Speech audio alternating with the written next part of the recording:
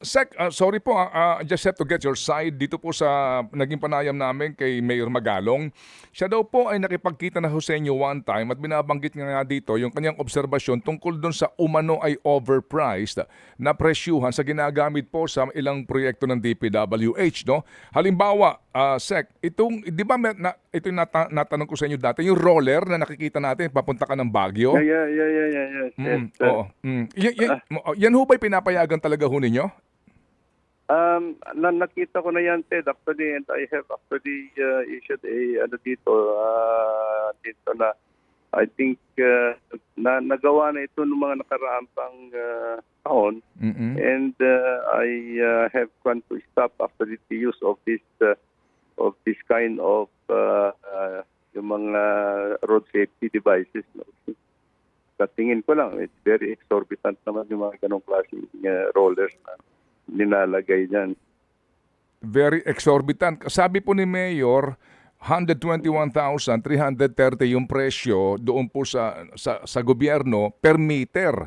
Pero 20,000 lang daw po ang kanila pong pag-check. No? May sinasabi siyang kanila pong source din nung naturang materyales. So, you agree na masyado pong mahal ito, Secretary? Right.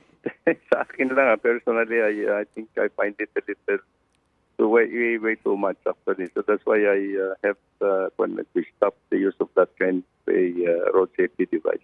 Okay. So sa inyo pong administrasyon, wala na pong gantong bago pa na itong ginagamit? Yes. Hindi ko kanyan na pinapayagan niya. Okay. Opo. Sec, yung pong rock netting dito po sa proyekto po sa Quezon Road, ang sabi din po ni Mayor, 25,000 per square meter daw po ang presyo ng contractor sa DPWH habang ang talagang presyo niya 4,300 lang. Ganun din yan, Ted. I think as early as last year I have issued also a department order restricting the use of rock netting. Rock netting is a technical measure actually to prevent erosion if it is done properly. There are times that you have to use actually rock netting naman. So I have issued a department order that restricting the use of rock netting, and ang kwan ko dito is any project that would require rock netting would be technically evaluated. It has to go through the Bureau of Design of the department and I have to approve it myself. Okay. Sige po. So, kumusta po itong rehabilitation po sa Quezon Road? At pati sa Marcos Highway, may mga ongoing dyan pong projects at ang claim ng mga taga-Benguet, grossly overpriced daw po ito. Yun po ang kanilang alegasyon dito, Secretary. Well, I probably will have to look into it again kung ano yung gross overpriced na sinasabi natin.